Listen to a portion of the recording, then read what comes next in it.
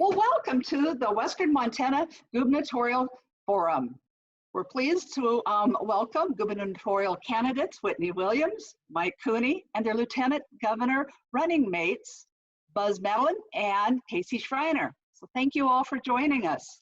The forum tonight is being co-sponsored by the Democratic Central Committees of Flathead, Lake, Lincoln, Mineral, Ravalli, Sanders, and Missoula counties. We thank everyone from joining us all over Western Montana and perhaps all over the state, and to the many volunteers who organize this forum. At this time, I'd like to introduce tonight's moderator, Erin Erickson. Erin is a managing partner and practicing litigation attorney in Missoula. She's the founder and director of Missoula Rises, an affiliate of the Montana Human Rights Network.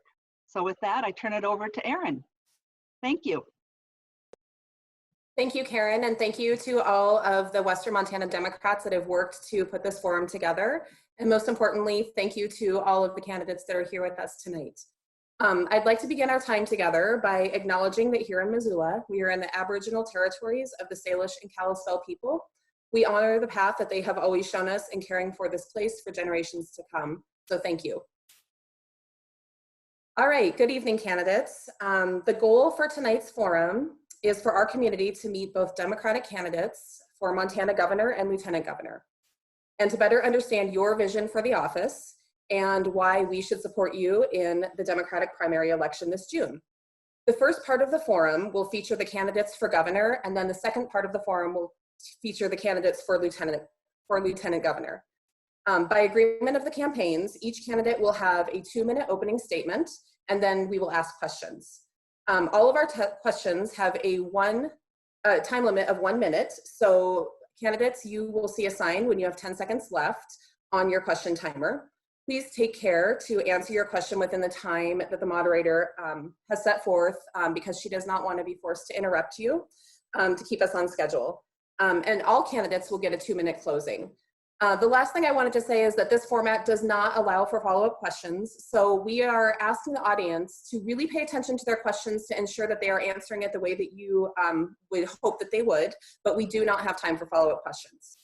The order tonight was determined by a coin toss, and so Whitney will give the opening statement, which will be followed by Mike.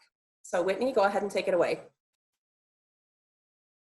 Well, thank you, Missoula and Western Montana Democrats for hosting this really important forum. And thanks for taking care of one another during this crisis, a crisis that this president made worse.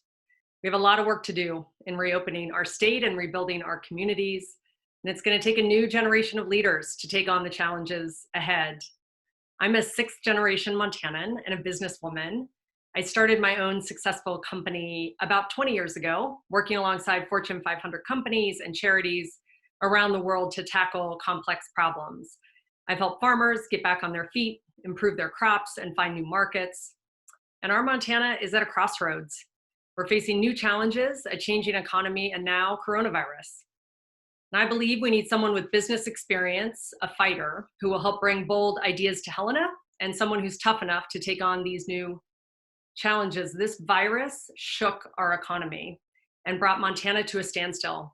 And I'm the only Democrat for governor who's created jobs and helped rebuild communities after disasters. And as we pick up the pieces, I'll have a farmer right by my side to help tackle the challenges and envision opportunities for all of Montana.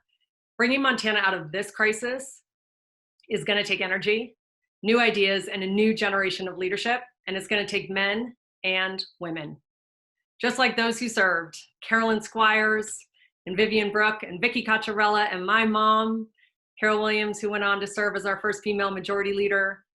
And I'll make sure that half of my cabinet is women. I will protect a woman's right to choose, and I will work really hard to close the pay gap, because better decisions happen when all of Montana is represented, and Buzz and I would be honored to represent the last best place, in the first place we call home. And Democrats win in Montana when Democrats from Missoula and Western Montana get out to vote.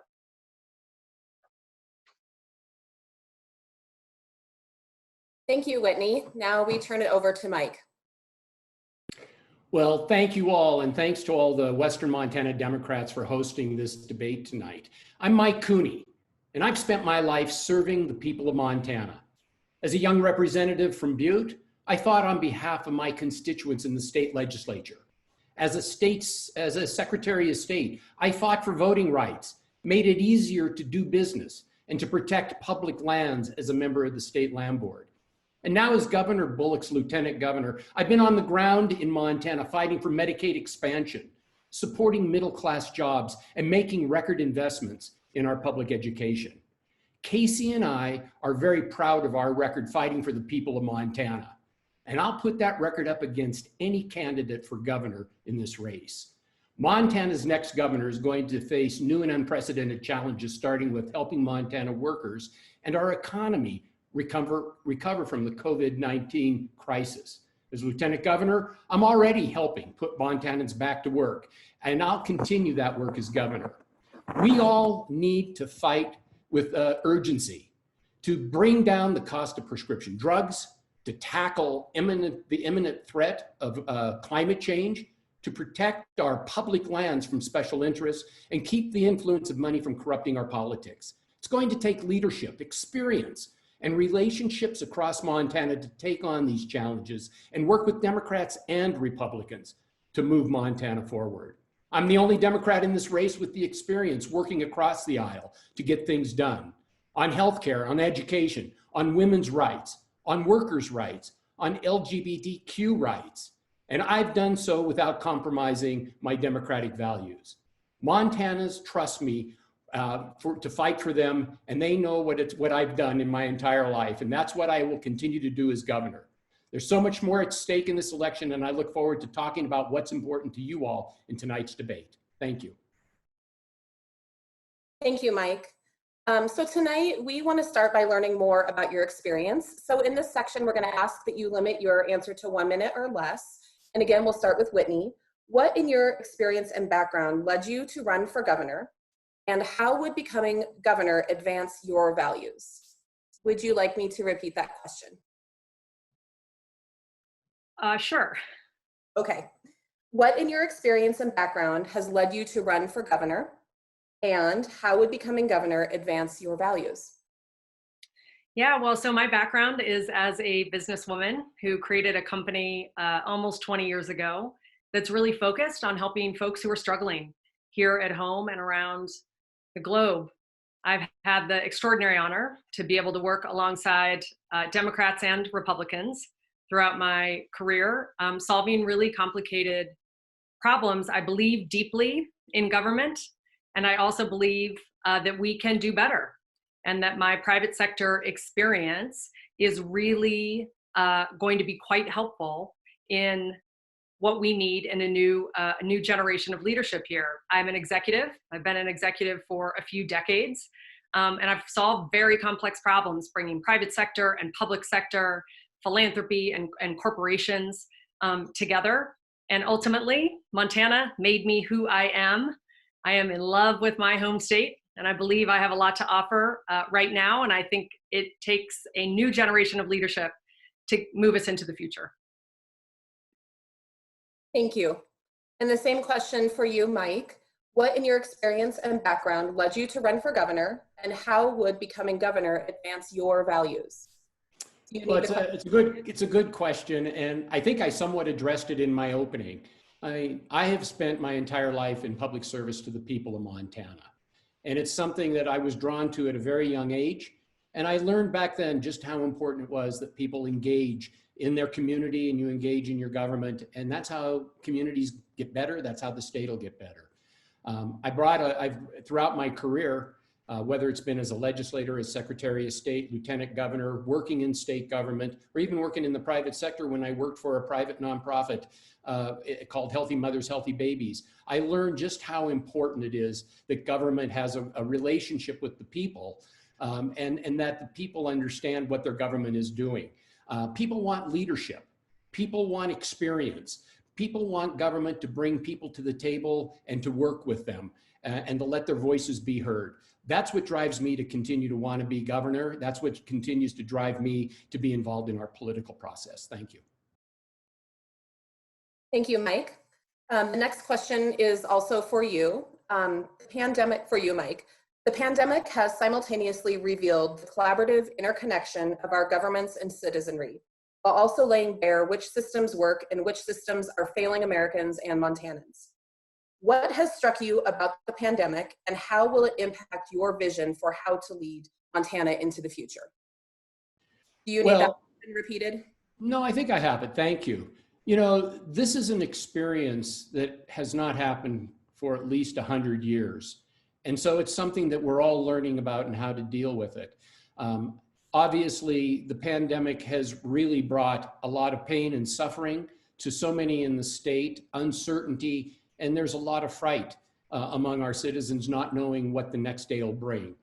But I have to say, one of the things I have learned is I've learned that when government works right, which I think we have in Montana, we can get things done. We now have in Montana, the lowest rate of incidence of COVID-19. Our hospitalization has not been bad. It's one of the lowest rates. Our death rate is too high, but it's still one of the lowest in the nation. It's been done that way because Montanans have come together to work as a community to make sure we're taking all the right steps. That's what I've learned. We Montanans can do anything when we put our minds to it, and we'll do it better than the federal government. Thank you, Mike. And the same question for you, Whitney. Would you like me to repeat that? No, I've got it, Erin. Thank you.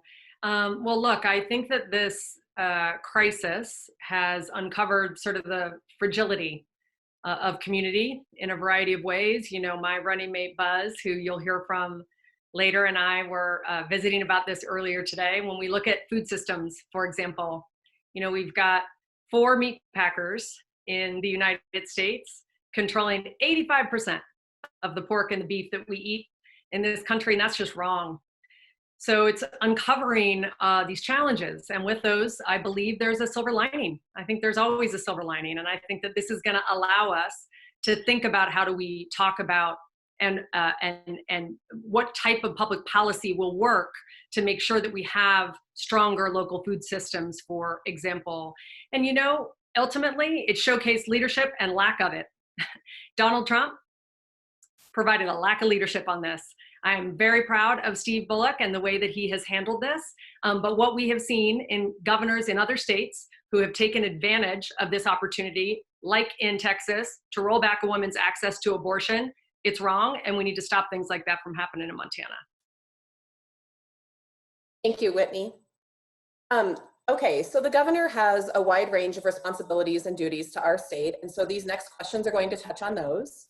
And this first question is for you, Whitney. The legislative session can be fast and furious, and you will be a new governor when the next session starts. How will you prepare for this, and what work will you do before the session to lay out your agenda? Would you like that repeated? Sure. Okay. So the legislative session can be fast and furious, and you will be a new governor when the next session starts. How will you prepare for this, and what work will you do before the session starts to lay out your agenda? Well, you start by building a really strong team, which is what I've, done throughout my life, and also trusting experts, people who are really good at their job and know how to do it. You know, I have been really proud to help communities all over the world to rebuild after natural disasters and man-made disasters alike, including around epidemics in places like Congo, where the Ebola crisis has struck a few hundred miles away from our office. So ultimately, I think we'll talk a lot about this tonight, Erin, but let me say a healthy economy means healthy Montanans. So we're going to have to start there. We're going to have to make sure that we're through this virus and on a track, as it's feeling like we very much are at the moment. And then we got to get busy rebuilding this economy with private sector, public sector, and folks from all corners of the state. Thank you, Whitney. And the same question for you, Mike. Would you like me to repeat it? No, I have it. Thank you so much, Erin. Well, it's a great question. And I can tell you my running mate, Casey Schreiner, who is the Democratic leader in the state house, and I will be well prepared. I'm in the governor's office right now. We'll start building our administration right off the bat. We'll be helping write a budget that we'll be bringing to the next legislature. We'll be building our cabinet. And our cabinet, as I've said from day one, will be a reflection of the face of Montana. And I think that's going to be very important. There are going to be some real challenges that we're going to be looking at. And so it's not going to be business as usual. And that's what it's going to take for the next administration to be prepared in order to address these very critical challenges we're going to be facing.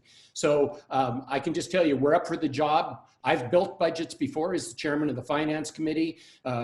Casey has been shepherded budgets and major pieces of legislation through the legislature as the Democratic leader. And we've worked with both sides of the aisle to get these things done. So that's how we'll be prepared, and we'll hit the ground running from day one.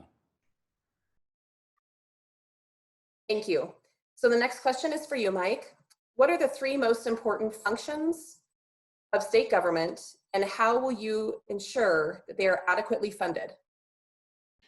Well, I mean, the largest pieces of the budget are very simple. It's healthcare, it's education, and it's corrections. But we know there's a lot more to government and services that the people ask for. So government is bigger than that. But those are the biggest items in the budget. How are we going to fund it? I mean, it's a priority as we are drafting the budget. It's a priority of the administration. Healthcare is something everybody is talking about in Montana, and especially during the pandemic. I'm one who has already talked about how to lower prescription drug costs. We need to make sure we continue Medicaid expansion to make sure people have healthcare available to them throughout the state. When it comes to education, we need to continue to make record investment in our education structure, because that is how we prepare our kids to get out and compete anywhere in the world. It's going to be a tighter budget this time. We don't know what the dollar is going to look like, but we're going to have to use the dollars that we have. And the other thing I'm going to say, in the budget, we need a rainy day fund. That's one of the reasons we're as strong as we are today. Okay, thank you. And Whitney, the same question for you. What are the 3 most important functions of state government, and how will you ensure they are adequately funded? Yeah, thank you for the question. So I would say education, healthcare, and I'd underscore healthcare includes mental health care. I think that's centrally important. And then we got to make sure we're taking care of Montanans and pharmaceutical. Mike and I agree on this. We've got to lower the cost of prescription drugs. It's immoral. And we can and should do better. We should do more, and we should move with urgency. And let me be clear about a couple of things in terms of budget. I do not support raising taxes on working families. I do not support a sales tax. The state is going to have to look at every expenditure as we come out of COVID, just like Montana families are doing right now. And we're going to need revenue to balance the budget. And that's why I think it's time to legalize having small amounts of marijuana for recreational use for people 21 and older. We should regulate it, we should tax it, and we should quit pretending that it's not already here and that states around us haven't already legalized it. It's common sense. And Mike, I hope you'll join me. Okay, thank you, Whitney. And we are going to stick with you for the next question. How will you remain connected to the people of Montana while you occupy the governor's mansion? Oh, thank you. Well, staying connected to Montana is the best thing. It's the hardest thing, isn't it, for all of us right now in the middle of this pandemic, not to be able to connect. And particularly, I think, for these campaigns where we really do enjoy people and we enjoy meeting folks, and whether it's walking down main streets in any little corner of this state, I miss it very much right now. And I will say, as governor, be centrally important to me to make sure that I spend a lot of time both on the road and have a total open door policy to make sure that Montanans have every access and every opportunity, unlike, by the way, Greg Gianforte, who won't hold public meetings. I would do it regularly. I would welcome it. I would enjoy it. And I get out to Buzz's farm as much as he'd have me. He's planting right now. I keep threatening to come east, but I do everything I could to be on the road and then welcome folks into the office when they're in Helena. Thank you, Whitney. And on to you, Mike. Same question. How will you remain connected to the people of Montana while you occupy the governor's mansion? Well, I have to say it's been one of the most pleasant things of serving in public office in Montana as Secretary of State and now as Lieutenant Governor. Getting around the state has been a real joy. I've been to all 56 counties, and I've been to many of them several times. And that's the benefit. When people ask me, what's the best thing about being in your office? It's the fact that I get to travel around Montana, spend time with Montanans. And I'm anxious to get back out there as soon as we can. I think it's very important that the governor is very connected to the people of Montana. That's what people expect. And we do have a senator and we have a congressman right now who refused to hold public meetings. You can't do that as governor. People walk in the office, they expect to see you. People invite you all the time to their local meetings and to their local events. Governors and lieutenant governors have to be there. They have to be all throughout Montana. That's what makes us so special. We've not lost that personal touch. We won't lose that personal touch when I'm elected governor. I am very glad to hear you both say that. I just have to say, because the citizens of Montana have been trying for a long while to get in touch with some of our elected officials. So I, for one, appreciate your answers. All right, we're going to move into a new section. The winner of this Democratic primary will be facing a Republican opponent in the general election. So I'd like to know from both of you why it is important that a Democrat remain in the governor's office. So Mike, we're going to start with you for the next question. There's a good chance that you'll be working with a Republican majority in one or both branches of the legislature. Why is it important that a Democrat be in the governor's office? Well, it's a great question, and I think it's important, and I think your assessment is absolutely correct. There is a good chance that'll be the case. Casey Schreiner and I have the experience of working with Republican legislatures throughout our careers. So we know how it's done, we know how to be successful. But why is it important is because, number one, you need that mixture of thought, you need that mixture of political philosophy, and we can bring that to the system. The other thing is the governor's the backstop. When the Republicans want to bring really bad legislation and pass it, we have a Democratic governor there. That veto pen can become very, very important. Governor Bullock, I think, has vetoed over 216 bills. None of those vetoes have ever been overridden. I'm hoping as a Democratic governor that I can follow in his footsteps and make sure that we're protecting Montana values and not letting bad legislation get into, become policy. That won't happen when I'm governor. Thank you. And Whitney, same question for you. Why is it important that a Democrat remain in the governor's office? So many reasons. I wish we had more than a minute on this one. Let me say, number one, women's reproductive rights. Some of the worst legislation passed in this entire country was passed by this last legislature, and we had Steve there to veto it, thankfully.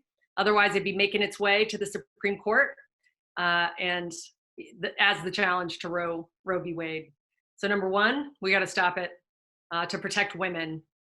Number two, education. Greg Gianforte, likely nominee, is actively lobbying the Supreme Court to let religious public money go into religious schools. It's wrong, it's unconstitutional, and we need to stop it. And then access to our public lands. We must continue to keep public lands in federal public hands, and we need to do everything we can to protect this Montana, the place we make our memories, the places we hunt and fish, and make sure that we keep them public.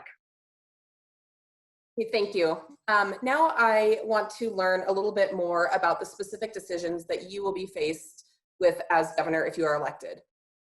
So Whitney, we're going to start with you. When sworn in, you will be inheriting a state that is highly affected by a global pandemic. What will be your top legislative priority for helping Montanans recover? Do you need that question repeated?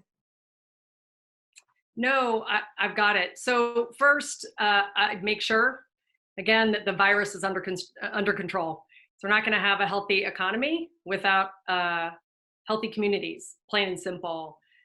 So right after that, we assemble a very diverse and strong recovery team. Again, diverse across gender and diverse across all parts of this state, from the smallest businesses to the biggest one to working folks.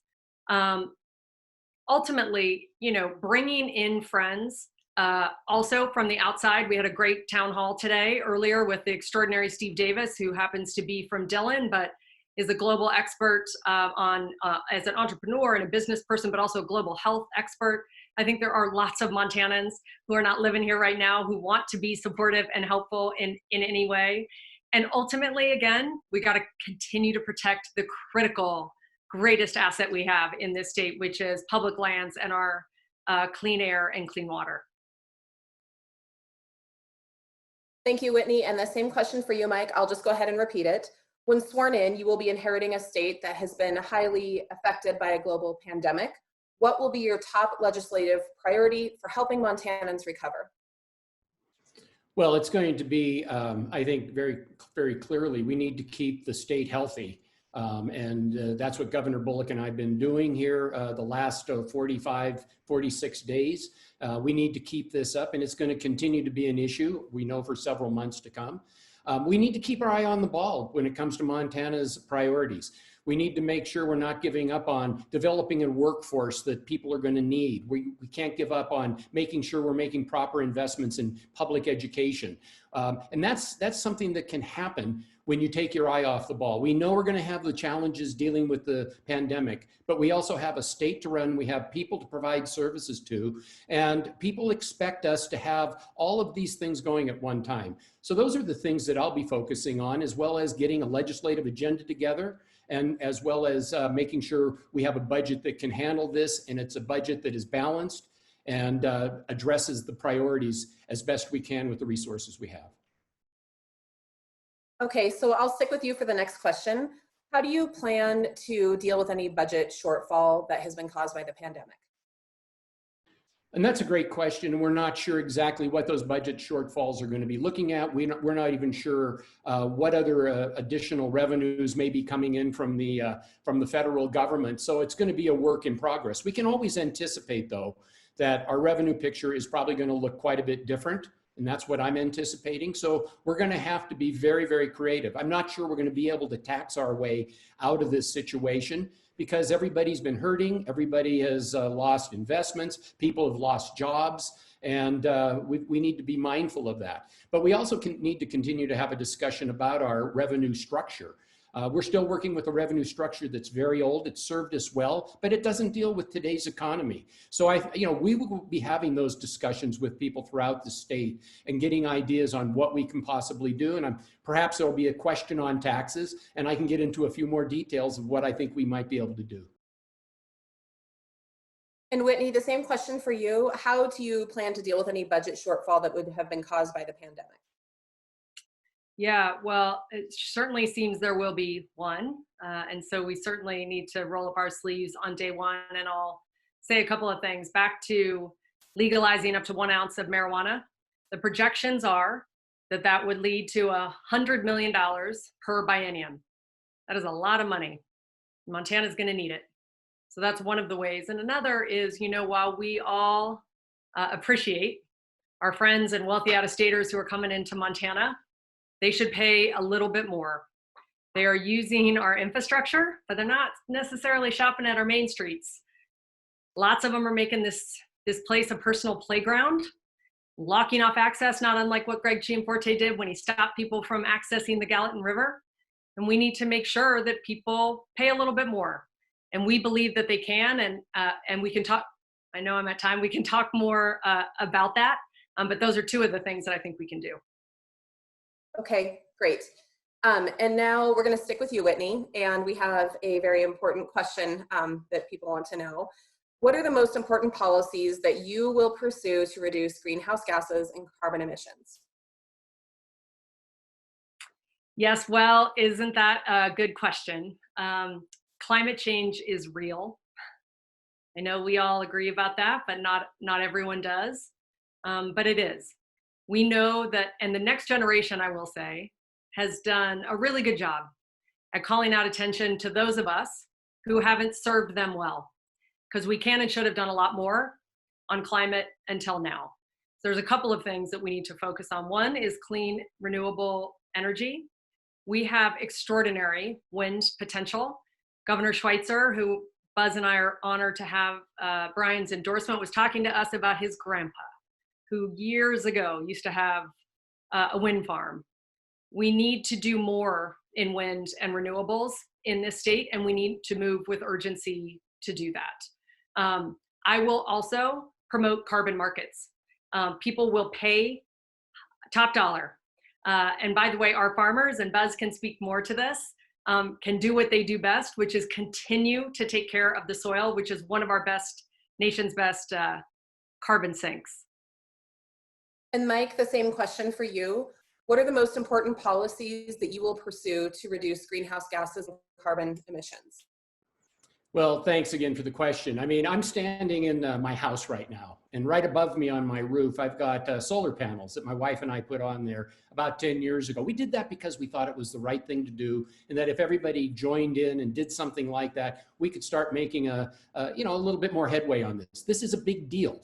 I believe in the science. I know that, and Montanans certainly understand that this is a problem. Montana has incredible capacity when it comes to renewables, and we need to be very, very aggressive in making sure that we're developing those renewables. Wind, solar, geothermal, it's all over.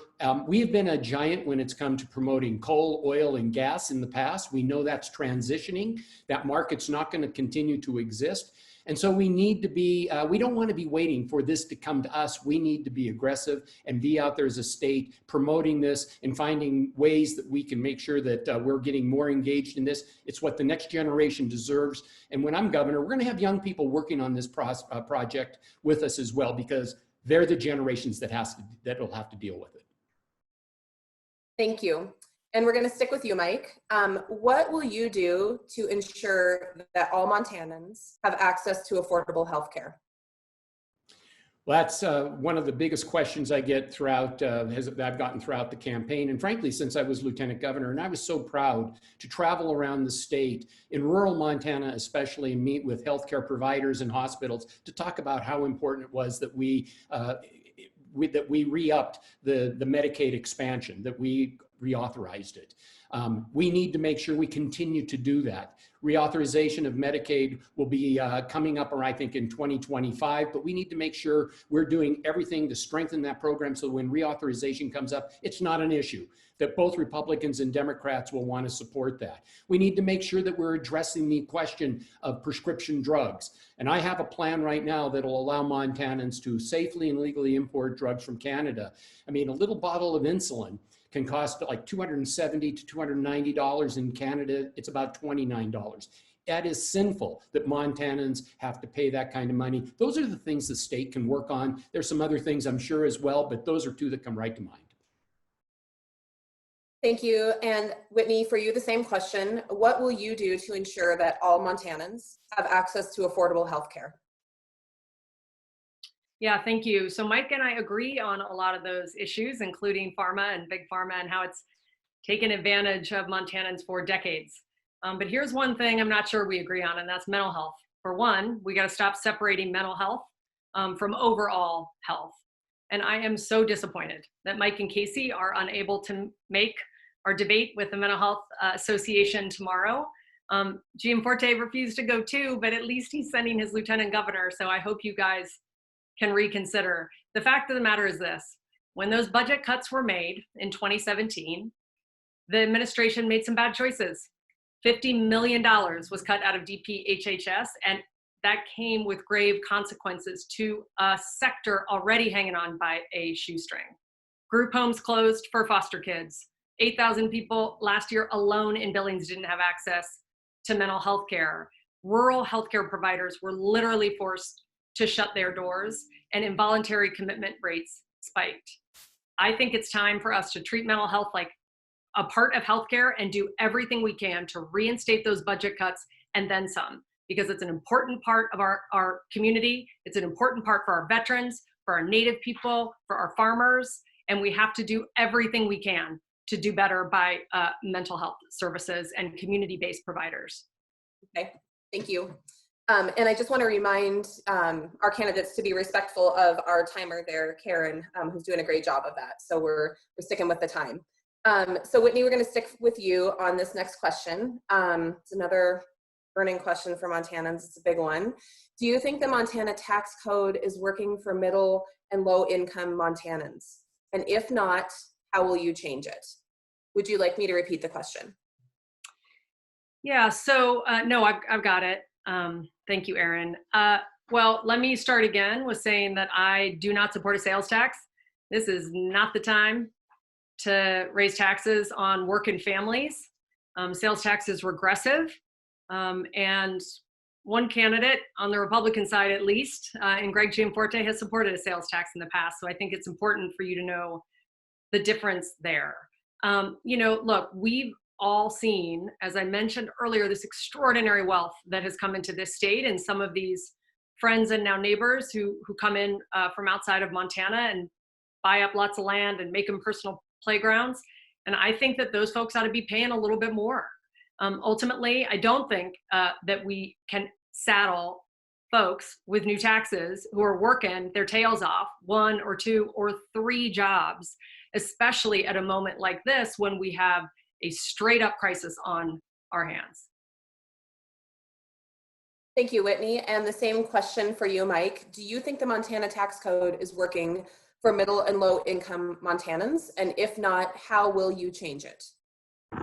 That's a wonderful question, and I don't think that it's working particularly well. When you can be making a minimum wage and paying the same tax rate as somebody who makes $500,000, that's just not right.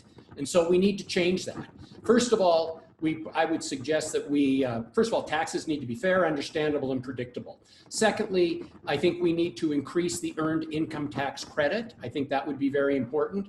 I would suggest that we repeal or revise the capital gains tax credit. I think that would go a step further. And then as far as the minimum wages, the example I gave about the minimum wage, I would propose that we have a new tax bracket for people making over $500,000. That would balance things out and make it much fairer for the people of Montana. Thank you, Mike. And we're going to stick with you for the next question, Mike. Suicide is a serious problem in Montana. How will you help to end this epidemic?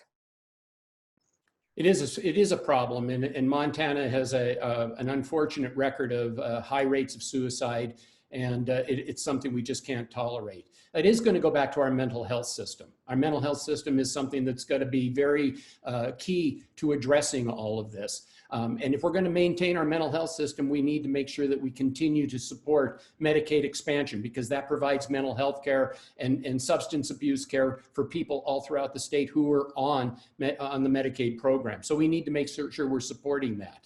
We need to make sure that telemedicine is expanded. And we've seen with this COVID issue that we have challenges with that. Broadband isn't always what it should be. We need to make sure we're dealing with that so that we can get telemedicine throughout the state. And where we have providers, we know behavioral health folks are hard to come by. We need to find ways of making sure we are encouraging more people and perhaps incentivizing people to go into behavioral health. All those are very important ways that we can help deal with the suicide prevention program. Thank you, Mike. And the same question for you, Whitney. Suicide is a serious problem in Montana. How will you help end this epidemic? Yeah, so ensuring, the reason I went over time there before on the mental health question was centrally in part because of this. Ensuring really good mental health services all across our state is really important to me and to Buzz. You know, a farmer friend of ours last year alone lost 5 friends. 5 farmers to suicide. In rural Montana, the problem is even more acute than it is, as I highlighted, some of the problems in Livingston and Billings and Missoula and Bozeman. So increasing telemedicine, which will require us to have broadband connectivity. 30% of Montanans are still underserved, and we need to do a lot better. And those mental health cuts, you know, we're very real. And what that has meant for Montanans' ability to access really good care has been dire. And we've got to do more, and we've got to do better, and we've got to reinstate those cuts, and we've got to commit that we're all going to do it. Thank you, Whitney. And we're going to stay with you for the next question. What will you do about the affordable housing crisis?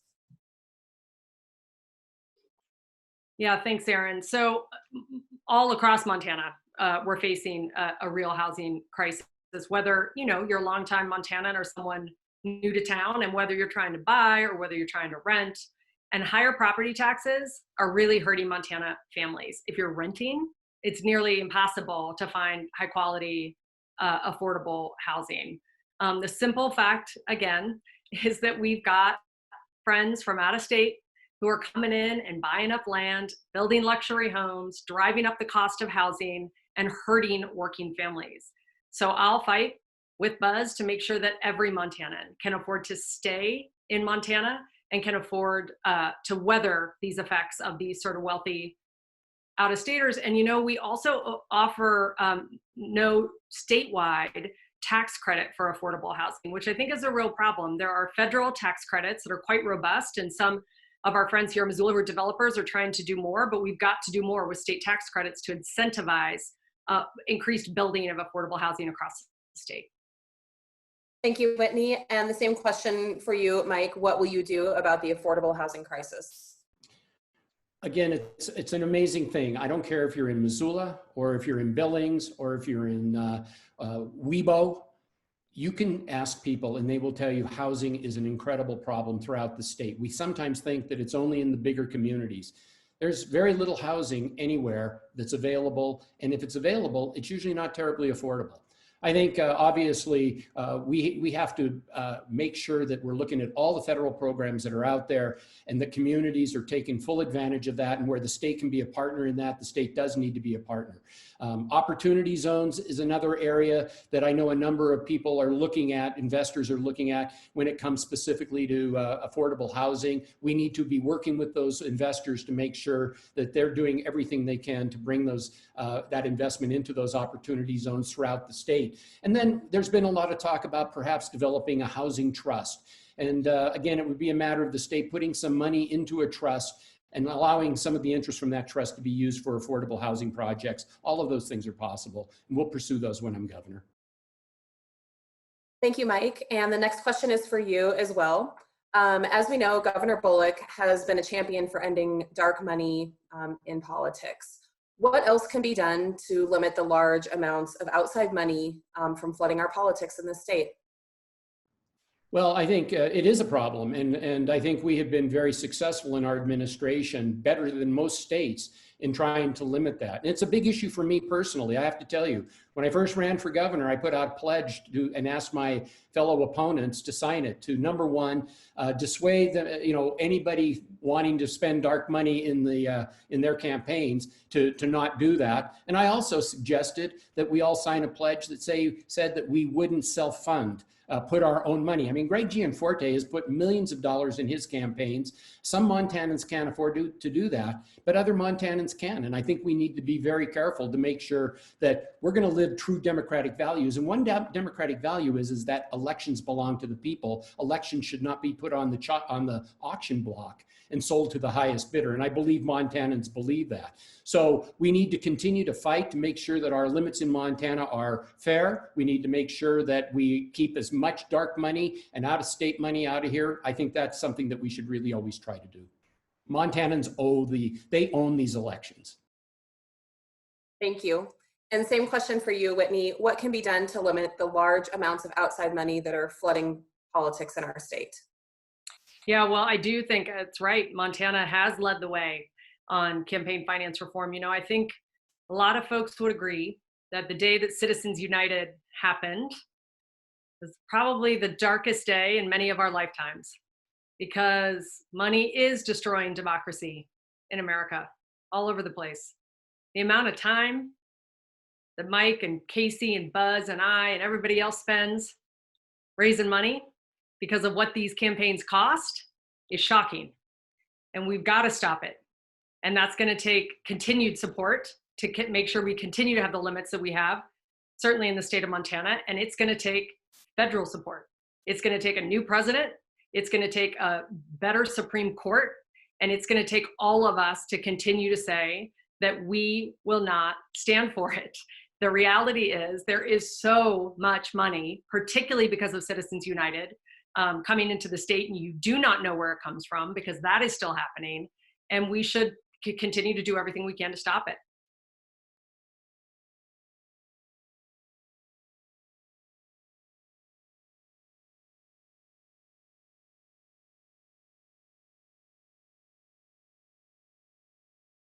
Let me take myself off mute so everyone can hear me. I was saying we're nearing the end and you guys have had some really impressive answers so far. So thank you for those. And Whitney, we're gonna stay with you. There have been various proposals that would transfer the management of federal land to the state. Do you support this? Absolutely not. What that is about is a Trump administration effort to transfer lands back to the states so they can sell them off to their friends and the wealthiest, highest bidders. That's about developing them, and that's about locking them up for private access. So the answer is an unequivocal no. And you know, one of the people who will lead the charge on that, Greg Gianforte. Another one is Steve Daines, and we got to beat both of them in November. And the same question for you, Mike. There have been various proposals that would transfer the management of federal land to the state. Do you support this? Hell no, I absolutely do not. Let's talk about public lands briefly. Public lands really is who we are as Montanans. We love getting out, you know, enjoying the cleanest air, the cleanest water, recreating, hunting, fishing. I mean, that's what's important. It's also a big economic driver, and it's going to continue to be an economic driver as we come out of the COVID situation. It's one of the saving graces we have in Montana. So I'm all for making sure that we do everything we can to keep our public lands, keep them open for access to Montanans. And I can just tell you, when I'm governor, I'm going to continue this fight as I have throughout my career to make sure we keep public lands in public hands. If they do, you know, that's just not the way Montana wants to do it, by giving, you know, special interests access to buy and purchase and to take those lands out of our reach. It won't happen. Okay, Mike, would you sign legislation making Montana a right to work state? Why or why not? I absolutely wouldn't. I've had the pleasure of voting against right to work legislation throughout my career as a legislator.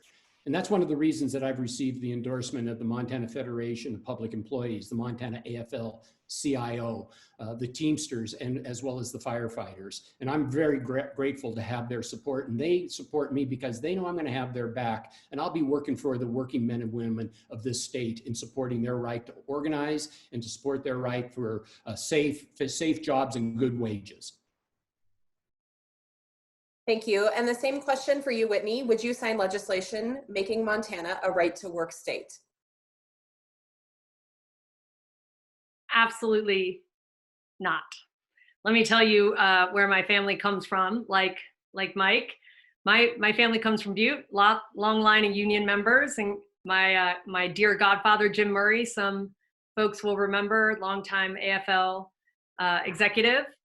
And I will say, I worked when I was young, just out of the University of Montana, on an extraordinary project. Best job I ever had, archiving the labor history of the Women's Protective Union, which was America's longest lasting all-female union.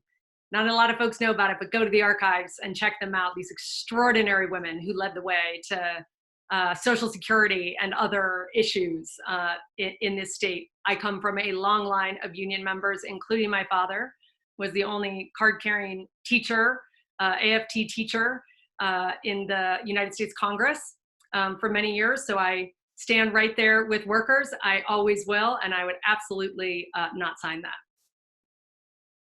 Thank you, Whitney. And we are going to stick with you for the next question. What will you do to address the plight of missing and murdered Indigenous women and girls in Montana? Well, thank you so much for the question. You know, number one, I keep putting a spotlight on it. I think that's one of the things you do as a leader. And I think this issue has been around for centuries. And thankfully, we're starting to pay a little more attention to this. This is an epidemic. We should call it that. It's an epidemic. It's murdered and missing Indigenous women and men. You know, Selena Not Afraid, remember, she was the young girl who went missing just after New Year's. And then they said it wasn't foul play. Well, it wasn't foul play about a 16-year-old who showed up dead on the side of the road. It's outrageous. And Montanans think it's outrageous. And it's complicated, I get it. We need to work with law enforcement in a variety of ways. But we can do this. We can put our mind to it. We can put more resources behind it. And I think that, you know, a budget is a reflection of your values and your priorities. And this would be a top priority for me and Buzz. Thank you, Whitney. And the same question for you, Mike. What will you do to address the plight of missing and murdered Indigenous women and girls in Montana?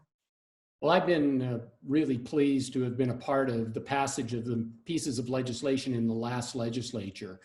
It was about time, and those pieces of legislation really have shined a light on this very serious problem. But there's more we probably need to do.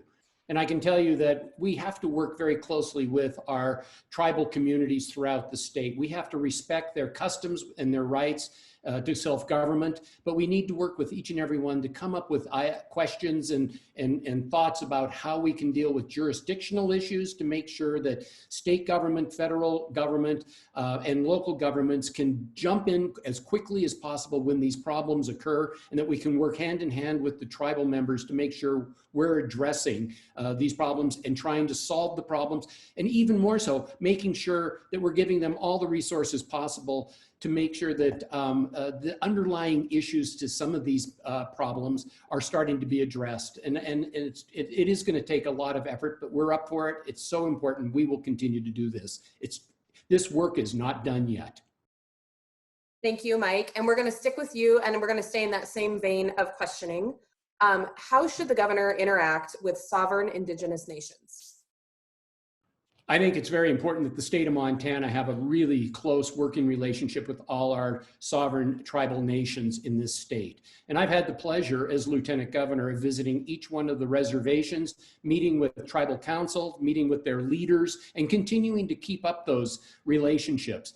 I knew a long time ago that, you just don't show up in Indian country for an election. You have to be there. You have to be talking to them. You've got to be working with them as partners. We'll continue to do that. That will be a priority in our administration. There will be tribal members who will be involved in my administration, and we will make sure that we continue with consultations with our tribal members, just as I did today, talking about COVID with the governor, with all the tribal leaders throughout the state.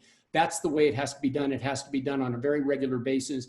And we have to make sure that they understand they have a seat at the table all the time.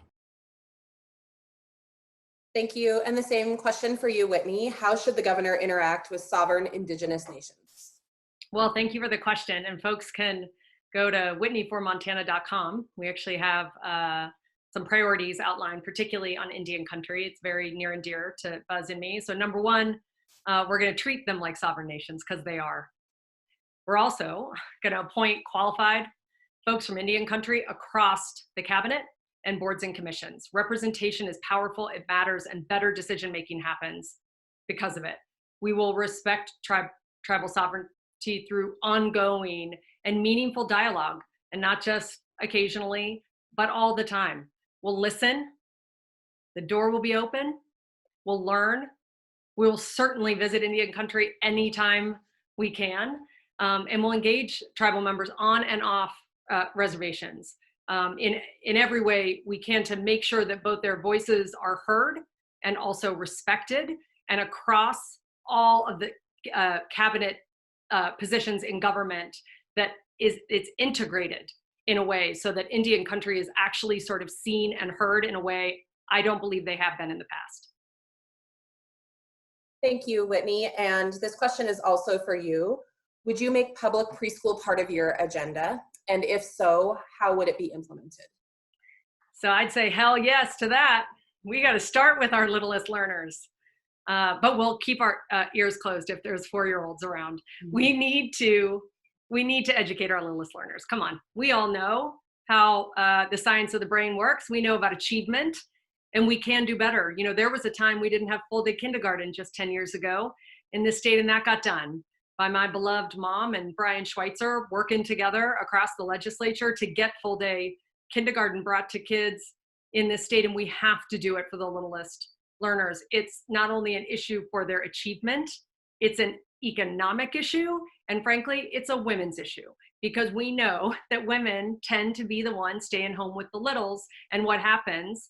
They have then that gap of time where they're not working, which makes things far more complicated for families in a middle income state.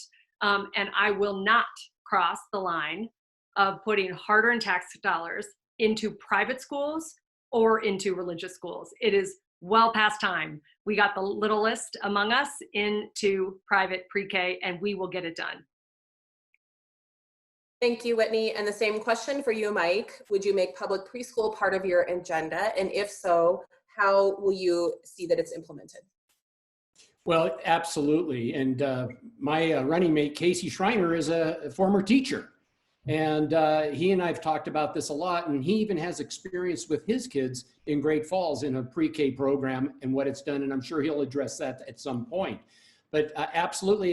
And Whitney, you know, I have to say, I was very pleased to be with your mom in the state legislature, making sure that kindergarten program bill got passed. And so I was fighting just as hard for that as anybody. But absolutely, it's very important. We know that it's an economic issue in a lot of communities. It is an issue for women who want to try to get into the workforce, and sometimes they're prevented from doing so if they don't have quality pre-K. It absolutely has to be done, and it has to be in our public school system. And we know it can be done. We've had a model program, and it worked beautifully. It did exactly what the scientists said it would do. So Montana has to stop being one of the few states that doesn't offer a quality public pre-K system in this country. Okay, thank you for answering all of those questions. Again, it was very impressive, and I will say that Montana is going to be in very good hands if either one of you win. So thank you. We're going to take a break before we switch to Lieutenant Governor questions. So we'll be on break for about 2 minutes. So now we're going to switch to our Lieutenant Governor candidates. So they are going to start with their 2-minute opening statements. These candidates are going to go in opposite order from their running mates. So Casey, you will go first, and you will be followed by Buzz. So Casey, go ahead and take it away. Well, hi, everybody, and thank you to the Western Democratic leaders for having this. My name is Casey Schreiner, and I'm a former public school teacher. You know, I also serve as the Democratic leader in the Montana House. I'm a lifetime union member, but the most important thing about me is that I'm a husband and the father of 3 amazing young boys. I am so proud to be running as Lieutenant Governor alongside my friend Mike Cooney. As many of you know, the reason I got involved in public service was to make sure that Montana's working families always have a seat at the table and a chance to get ahead. Experiences matter. You know, Montanans deserve folks fighting for them in Helena who know firsthand the challenges they face. Challenges like overcoming student loan debt, crushing medical bills, and living paycheck to paycheck. Experiences like these matter. In fact, experience matters. Accomplishments for the people of Montana need to matter. And that's why we've been able to garner such a broad swath of support from across our state. I'm so proud, and I know Mike is too, to have the support of so many of my legislative colleagues. In fact, we have almost the entire Western Montana and Native American delegations supporting our campaign. To have their support, it means that they know what it takes to get things done in Helena. It takes leadership experience. It takes relationships. It takes relationships built on years of being involved in fights we Democrats have been fighting for decades. You know, when it comes down to this, Mike and I are the only candidates in this race that have a track record of fighting and winning for Montana families. There's a lot of more fighting and winning to do. Mike and I have that experience and the relationships that hit the ground running day one. So thanks so much, and I'm excited for this debate. Thank you, Casey. And Buzz, it's now your turn. Sharon. Hi, Missoula Democrats and Western Montana Democrats, and thank you for this opportunity. I am Buzz Mallon. I'm a farmer. I'm running with Whitney Williams as her Lieutenant Governor. I live 525 miles east of Missoula. I know this because it's the number of miles between my farm and my 3 grandchildren in Missoula. I grow malt barley, durum wheat, and sugar beets. I drive a big truck, an 18-wheeler that hauls grain, tractor to plant it, and a combine to harvest it. I'm a proud Montana farmer. And I finished planting my durum wheat this afternoon. It's the pasta wheat. When Whitney asked me to be your Lieutenant Governor, I talked with my wife, Lori, and then quickly said yes. I am honored and excited for the opportunity to be a strong voice for agriculture, Eastern Montana, and all of Montana. I'm new to this political arena, not to leadership, not to new ideas, and not to helping solve complex problems by including lots of diverse people from all political stripes. And I'm not new to fighting for rural Montana. A little bit about myself and experience. In addition to building my successful farm business, I was appointed by 2 governors to the Wheat and Barley Committee. I've served on the school board and elected to the school board.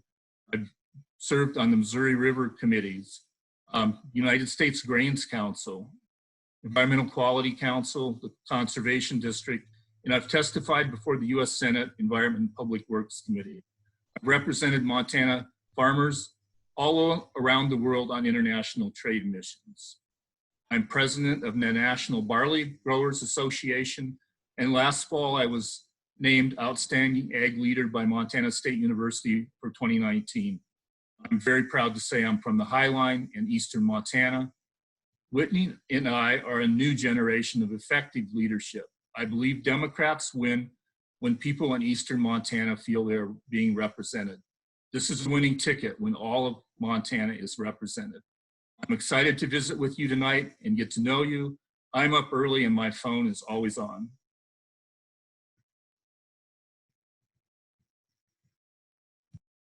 All right, thank you, Buzz. Now we're gonna head into the questions for you two candidates. You're gonna have to talk fast because we're gonna ask you to limit yourselves to 1 minute to each of these questions. Your answers need to be limited to 1 minute. And the first question is gonna go to Buzz. What in your experience and background led you to run for Lieutenant Governor? And how would becoming Lieutenant Governor advance your values? So I've been an advocate for agriculture in rural Montana my whole life. And I've always been trying to influence decision makers. And when I had the opportunity and Whitney's asked me to be her running partner, to be that decision maker and be that champion for agriculture in rural Montana, I jumped at the chance, and I'm honored and proud to be part of that. Thank you, Buzz. And now to you, Casey. What in your experience and background led you to run for Lieutenant Governor, and how would becoming Lieutenant Governor advance your values? Yeah, and thanks for the question. You know, I got to say it's professional and personal experience that matters to the people of Montana. On the personal side, I will tell you, not only have I been a teacher in a middle school and high school setting in our public schools, but I'm also a special needs dad.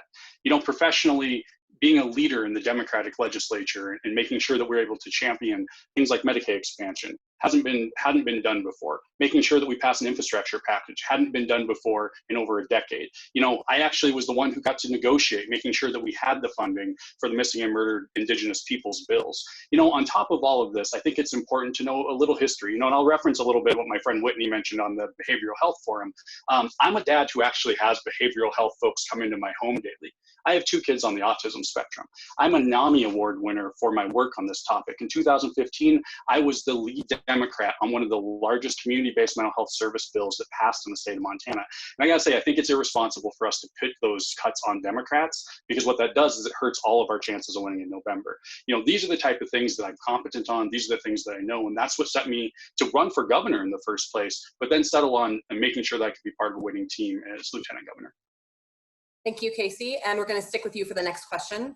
What in your background best prepares you to hit the ground running as Lieutenant Governor in January 2021? Well, one is the biggest thing is relationships. I got to say, if folks don't think relationships are what drive the state of Montana, you're ill-informed. You know, having the opportunity to talk with folks who've helped us do the things like passing Protect Medicaid expansion, to pass an infrastructure package. These are the folks who are still going to be players in the game come January. They're the folks who currently are even supporting Mike and I in our election. I think those are the things that are going to make sure we're not looking for the bathrooms on day one. We're not trying to figure out how the agencies work. There's a background and there's an expertise in place to understand where we've been, but also where we need to go, having a real vision for the state of Montana.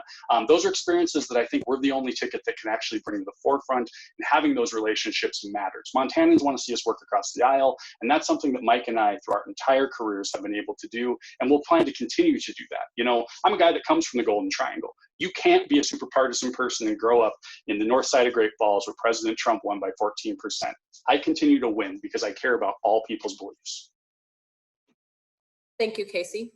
Nice job getting that all in 1 minute as well. And now on to you, Buzz. What in your background? Question? Yeah, what in your background best prepares you to hit the ground running as Lieutenant Governor in January 2021? So I've spent a lifetime in Eastern Montana. I've built a business, I've raised a family, I've been involved in local issues. It's something that you can't just tell people about. It's an immersion thing. In addition to that, you know, I've traveled the world for promoting Montana Wheat and Barley Committee, our products in Montana. I'm serving as the president of National Barley Growers.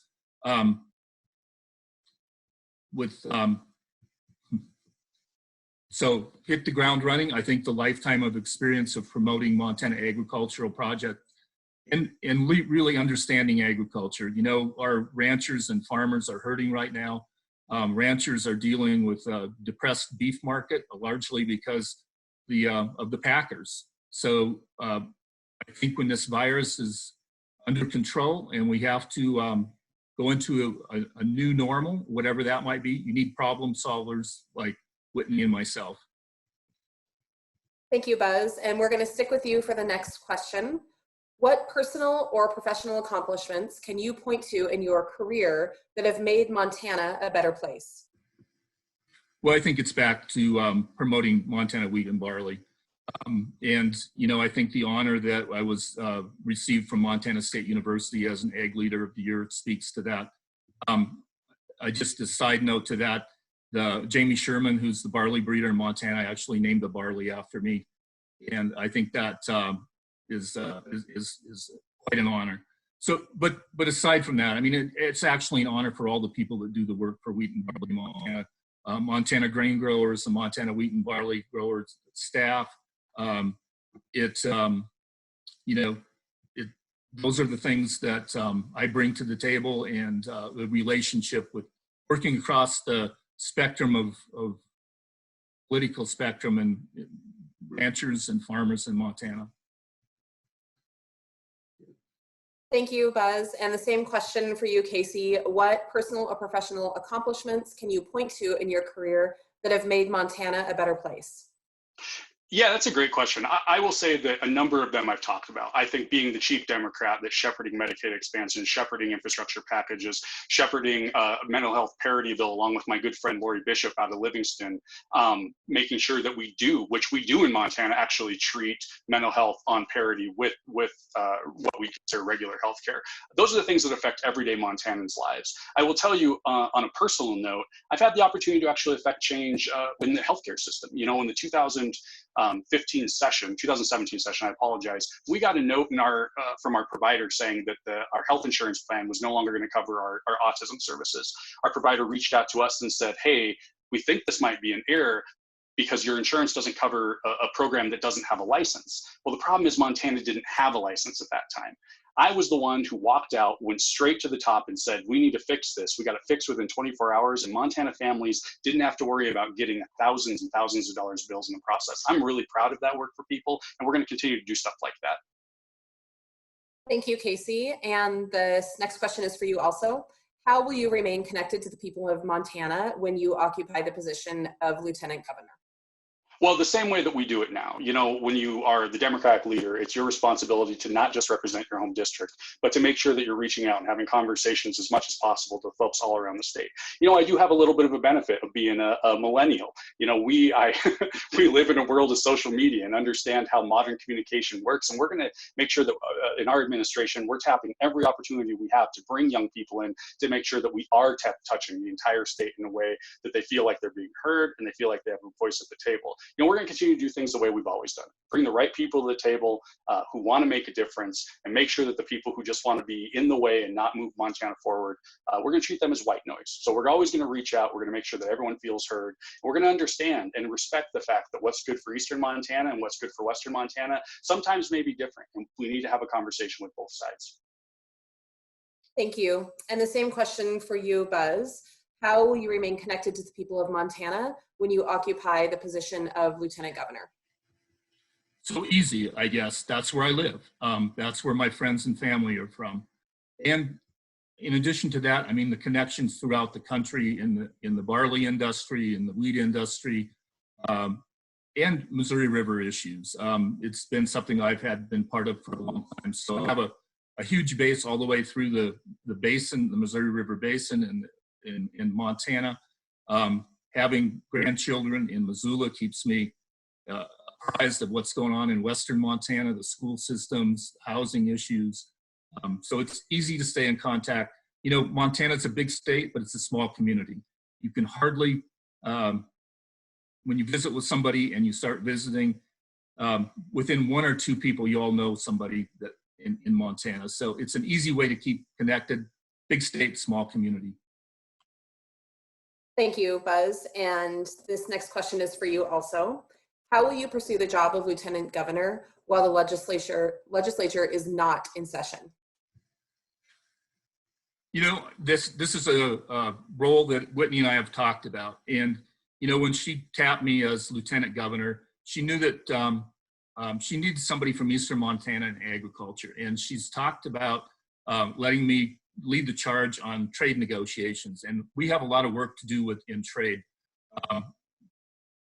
Our trade wars have ruined our reputation, or damaged our reputation with our folks in Mexico, with our folks in Japan, and things that we vitally need for our trade.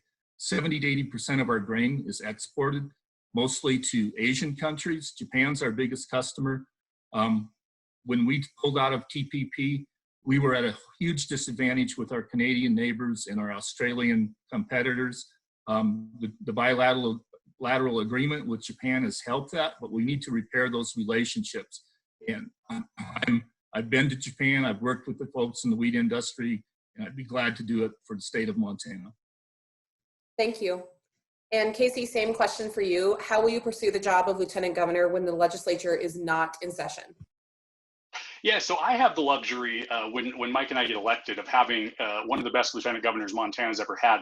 He'll be my boss, you know, and I have the honor of having him having been a mentor for years. So, you know, I got to say it's about relationships and it's about communication and making sure that we're doing whatever we can to assist the governor in moving the state of Montana forward. You know, I have a unique background. You know, we're going to have a lieutenant governor when we're elected who's actually been in the classroom to have a conversation about education policy, to be able to talk to school districts all around the state.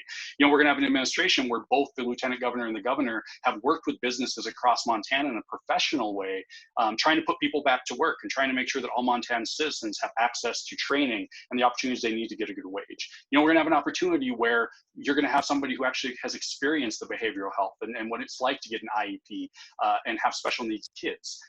You know, I plan on being, as much as Mike will allow me to be a champion on those issues while the legislature's in session, but then also while it's not, because the way we get things done in Helena, and we learned this by all the success we had the last session, is the conversations can't happen just during those 4 months of the session. If you're not having the conversations now about how we're going to pass public preschool, if you're not having the conversations now about how we're going to maintain Medicaid expansion, or we're going to pass a future infrastructure bill and make sure that things are going well, then we're not going to be successful. Those are things that are happening right now, and that's how I'm always going to pursue this job. Thank you. And we're going to stick with you for this one. It's a big one, you guys. What are your thoughts on the positions of the leading Republican candidates? Would you like me to repeat the question? No, I got it. So I think they're terrible. You know, we have a situation where the most likely the front runner in the Republican primary is somebody who doesn't believe in the Affordable Care Act, but then on the back end, we'll talk about Medicaid expansion, fully knowing that if he gets rid of ACA, Medicaid expansion goes away and puts 100,000 Montanans' healthcare at risk. You know, we have somebody who wants to tear down our public education system. And I got to tell you, as a guy whose kids wouldn't even qualify to go to the private schools that he funds because they have special needs, it kind of grosses me out. Third, you know, their belief in public lands and the fact that they should be able to block them off, and they want the federal government to hand them over to us because they know the states can't afford to maintain them, so we have to sell them off, is disgusting. And it's not Montana values. And at the end of the day, I think that Montanans see them for what they are. They're ploys to get people from out of state to get a leg up in what they consider to be a cheap date in Montana, and that's just not appropriate. You know, we've been a ticket who's raised our families here, and we're going to make sure that Montana is a better place for my kids than it is for myself. Thank you. And the same question for you, Buzz. What are your thoughts on the positions of the leading Republican candidates? So Greg Gianforte does not have Montana values. He doesn't have it for public lands. He doesn't have it for public schools. He doesn't have it for Montana. I've tried to work with Greg Gianforte on agricultural issues. He's not a good listener.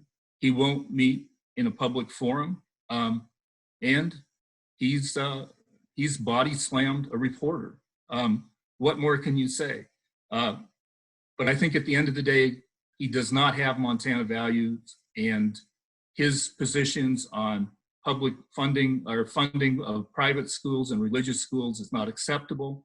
I am a huge proponent of public schools. I come from 5 generations of teachers, including my daughter, who I'm very proud of. So Greg Gianforte would be horrible for Montana. Thank you both for your answers, and I'm going to say amen to all of that. So the next question is for you, Buzz. Hunting and fishing are part of Montana's heritage. How will your administration ensure that all Montanans have access to the public lands that we cherish? So I think keeping public lands public is the first step, and ensuring access. Our rivers and streams belong to Montanans, to the high water mark, and those are important things. And in the heritage of hunting and fishing in Montana are one of the reasons a lot of people live in our state. I am a hunter, and I have been a fisherman, haven't had the time in recent years, but really those are Montana values that it's the reason people live in Montana, and it is a huge tourist part of Montana. You know, I think Whitney's numbers are 70,000 jobs and $7 billion that are part of hunting and fishing and tourism. So big part of it, we need to ensure that access to our public lands. Thank you, Buzz. And the same question for you, Casey. Hunting and fishing are part of Montana's heritage. How will your administration ensure that all Montanans have access to the public lands that we cherish? Yeah, so, hunting and fishing isn't just in Montana heritage. I think it's in all of our family's heritage. I'm a guy who comes from a family of modest means. Growing up, my dad made just over minimum wage as an orderly, and my mom worked the federal hot lunch program at our local elementary school. Those were where we would go to have our vacations. And I say that not because it's unique, but because that's such a common thing across our state. We have to do whatever we can to make sure that those stay, as has been said 100 times, in public hands, but we have to do more than that. We have to make sure that we can increase access. We have to make sure that our folks on the land board keep in mind that, while we have this $7 billion outdoor recreation economy, coming out of this COVID crisis, it's actually has the potential to be one of the more resilient things that can help our state get ahead where other states aren't going to be able to be there. Think about it. If people want to get out there and they want to get away from folks and be able to recreate in a safe place, our outdoors represent that. Our people in Montana know that, and we're going to do everything we can to protect it. Thank you. And we're going to stick with you, Casey, for this next question. Is the state adequately funding education in Montana? And how is this a unique challenge in the rural areas? Yeah, so no, it's not. And I will tell you, as a guy, along with my friend Mike, who have actually fought for education funding over and over again in the legislative session, there's always needs. The fact that we have not had but one special education funding increase in 20 years is a real problem. The fact that we don't actually put special education into our inflationary, but this last legislative session, you had a group of people who passed a bill that allowed us to give A and B for 1/16 for homeschoolers to play sports. We have to reprioritize how we're going to pay for schools, and we have to make sure that it's in a bipartisan way. And we've been lucky. I actually have been along those lines in the education committees. We've passed education funding. We've been fighting for CTE. In rural Montana, it has to do with teacher recruitment and retention. We want to make sure that our rural schools have the best teachers possible, just like everywhere else. But at the end of the day, the funding structure may not allow for that, and we need to do better. And I think that Mike and I are both willing to bring all superintendents, as we've both been having these conversations even throughout the COVID crisis with those folks, to the table to make sure that we do better by the rural communities. Thank you, Casey. And the same question for you, Buzz. Is the state adequately funding education in Montana? And how is this a unique challenge in a rural state? So the answer is no, we're not adequately funding education in Montana. When teachers can't afford the housing to live in the districts that they teach in, something's wrong. In rural Montana, we are stuck with a teacher shortage of qualified teachers. It's part of our education system in not emphasizing vocational education. We looked at the vocational education program in Kalispell, where they have an vocational agriculture education program. In Northeast Montana, we are bringing in interns from Denmark and South Africa to work on our farms because we don't have trained employees. And I think some vocational education in Montana, like the Kalispell program that would get kids interested in agriculture and teach them to be, run the new farm equipment with the precision agriculture is something that's still lacking and we need to fund in Montana. Thank you. You guys are doing great. We have 2 questions left, and I'm so impressed that you can pack that much substantive information into 1-minute answers. So kudos so far. So Buzz, we're going to stick with you on this question. What role does the governor's office play in supporting and protecting victims of sexual violence? Would you like me to repeat that question? Yes, please. Okay. What role does the governor's office play in supporting and protecting victims of sexual violence? Well, it has a big role and it should be a priority. It's a tragedy that it's a problem in Montana and everywhere. I think reporting it is, we need to work on having schools that recognize the problem, other cases in law enforcement. It's a huge problem on our Native American reservations. I live on the Fort Peck Reservation, and I know it's a problem.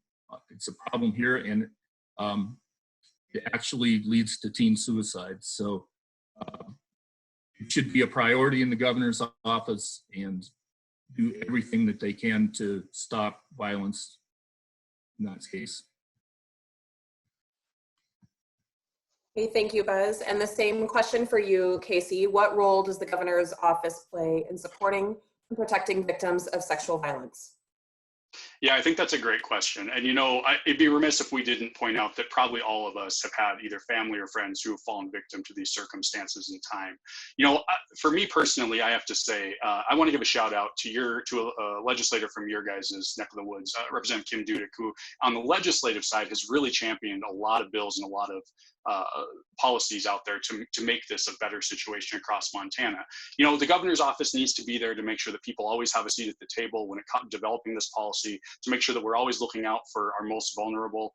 I was really pleased to be a part of the conversation and trying to make sure that we took care of the unfortunate situation that was happening in eastern Montana, where there was the statute of limitations, putting a sexual predator, basically giving him carte blanche and he could just talk about it.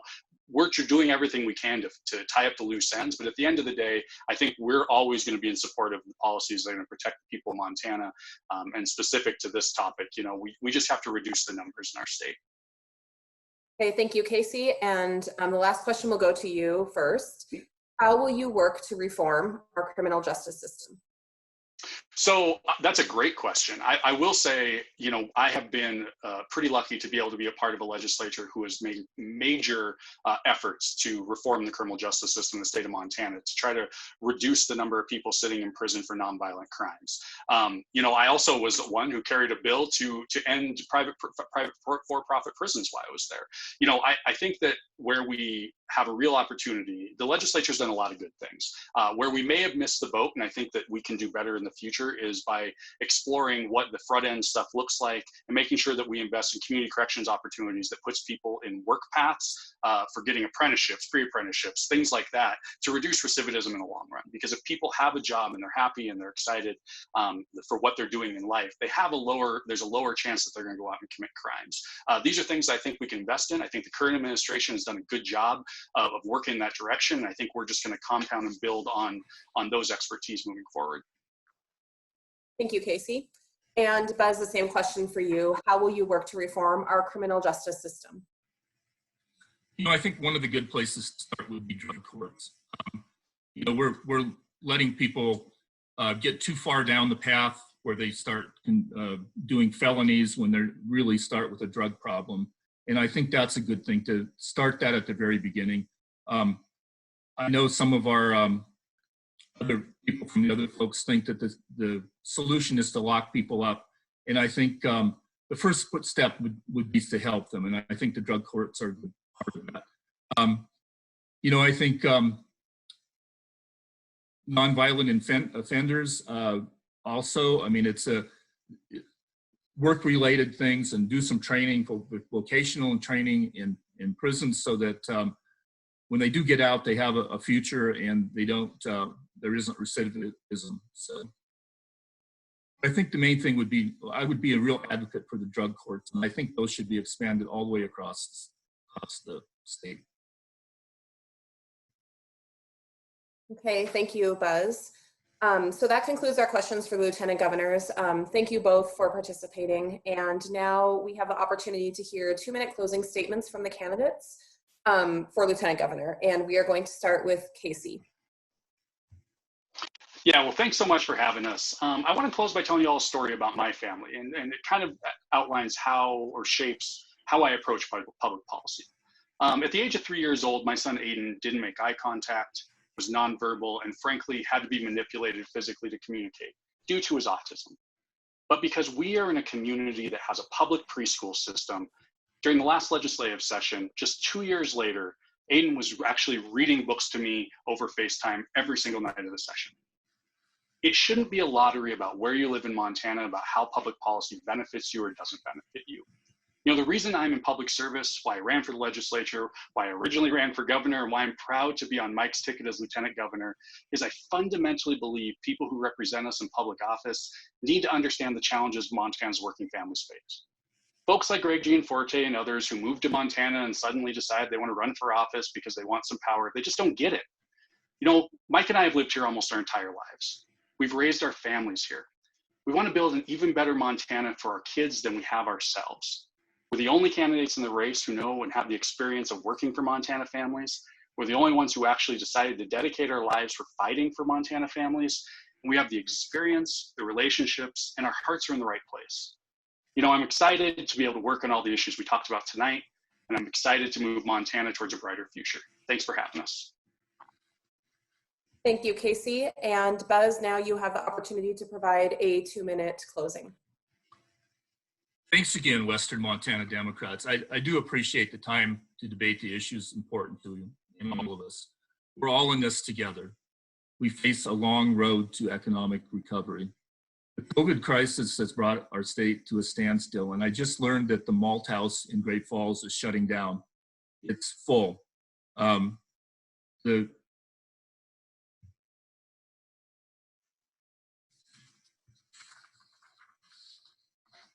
grain is backing up, and our markets are internationally and domestically, we need to get them back. It is a shame that dairy farmers are dumping milk and our livestock markets are hurting. Grocery stores have empty shelves. It's real. And we need real leadership to get our economy back in track. These new challenges will require new skills in our governor's office. And on day one, Whitney and I will focus on 4 goals. We'll protect Montana's health and safety, rebuild our economy, and create good paying jobs. We'll tackle the high cost of healthcare and prescription drugs. We'll expand access to public education. I come from 5 generations of teachers. Education is important in our global economy, whether you're in Missoula or Culbertson. Finally, we'll protect our greatest assets, our public lands, our clean air and our clean water, the place we call home, Montana. We need someone with business experiences, a fighter who will bring bold ideas to Helena. Whitney recognized that. That's why she picked me. I'm honored and will be honored to represent Montana. That's why we're asking for your vote. Thank you, Buzz. And now we're going to move into 2-minute closing statements from the 2 candidates that are running for governor. But before we do that, I just want to thank everyone for being here. It's been a pleasure to host this forum. And I just have to say, it's just wonderful to see such quality candidates that we have running for this position. So thank you for running and thank you for the work you've done.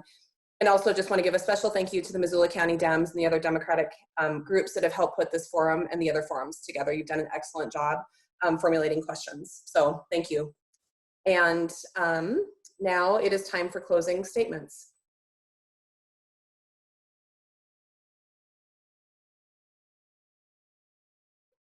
Oh, I'm sorry, Mike, you're up first.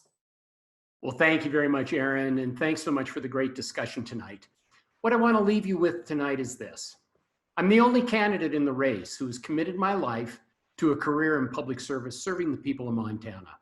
My life experiences, the relationships I've built across the state, The years I've spent listening to and visiting with Montanans have all led me to this point. Now more than ever, we need a governor Montanans can trust to steer our state through this crisis and lead us forward onto the other side. I'm working with Governor Bullock right now to protect the health and safety of Montanans while putting Montanans back to work and jumpstarting our economy. Our next governor is going to face new challenges, and it's going to take tested leadership and experience to tackle them head on. Montanans have trusted me to get the job done, and I have a proven record of results. They know where I stand. I'm proud to have the support of thousands of Montanans in all 56 counties, including our great Democratic leaders such as Steve Bullock and Senator John Tester. Casey and I are proud of the endorsements from our state's largest labor unions, the Montana Federation of Public Employees, the Montana AFL-CIO, the Teamsters, the firefighters, as well as dozens of community and state leaders across the state. The reason they've endorsed us is they know us and they trust us to get the job done. We've built a strong statewide campaign with the resources, the energy, and the momentum Democrats need to keep our Montana values and our Democratic values in the governor's office. I'm asking Montanans to trust me again with your vote in this Democratic primary. Thanks again for a great debate tonight. Thanks, Whitney. Thanks, Buzz. And everybody, please stay safe and stay healthy. Thank you, Mike. And now, Whitney, you have a 2-minute closing. Great, thank you so much, Western Montana and Missoula Democrats, and thanks, Mike and Casey. So in Montana, there's one thing that every election has in common. Elections are always about the future. The new ideas that will shape it, the vision to create real solutions, and the energy to make it happen. And that focus on the future, that's the biggest difference in this race. I'm not a career politician. I haven't spent 30 years in elected office. I'm a businesswoman who's helped communities around the world recover from crises. And I am the only Democrat for governor who has helped create jobs and rebuild communities after disaster strikes. And I'm the Democrat, I firmly believe, best positioned to defeat Greg Gianforte in November. I have enormous respect for the 30 years that Mike has been in government, but I also have some concerns. Mike Cooney's administration issued a permit for a copper mine in the headwaters of our beloved Smith River. That mine should never be built. Mike also voted to extend the lease for a cyanide heap leach mine at the headwaters of the Blackfoot back when he was on the land board. And during this pandemic, Mike Cooney's administration supports letting schools reopen on May 7th. I wouldn't have. I've made a pledge to make half of my cabinet women. I'm not sure if Mike has done that. I support legalization of recreational marijuana. And I don't know, Mike, if you'll join me in that one. And concerning, the administration cut $50 million in mental health programs during a mental health crisis in Montana. Again, I would not have done that. And Mike even dropped out of tomorrow's debate. And Casey, it sounds like you're not coming either. I'll be there, as will Buzz. Montana is ready for a new generation of leadership because these challenges ahead are new. Getting people working again and helping businesses rebuild will take energy and new ideas and a new kind of experience and leadership. That's why I'm running for governor, and that's why I need your help. Please join us at whitneyformontana.com. I'm Whitney Williams, 6th generation and a proud Democrat, and I hope Buzz and I can earn your vote.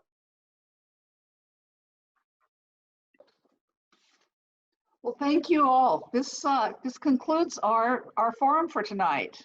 And like Aaron, I am feeling very confident and in good hands as a Montanan with both your teams running. I think you displayed a wonderful sense of what Montana is all about and what the values that we hold dear. So thank you so much.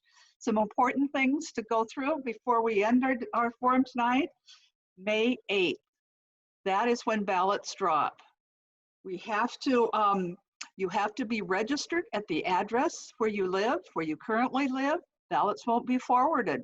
It's an all mail-in ballot election.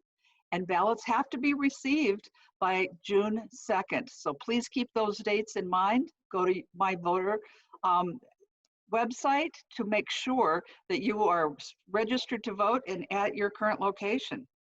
Lastly, I want to thank the Democratic County Committees of Western Montana, the State Democratic Party for supporting this forum tonight, the many volunteers who organized this. It takes a lot of people to do one of these, so thank you all. Thank you to our moderator, Erin Erickson, MCAT, for broadcasting this. It's going to be broadcast at 2 separate times. That information will be out there, and especially to the 4 candidates running. Thank you to Mike Cooney, Whitney Williams, Casey Schreiner, and Buzz Medlin.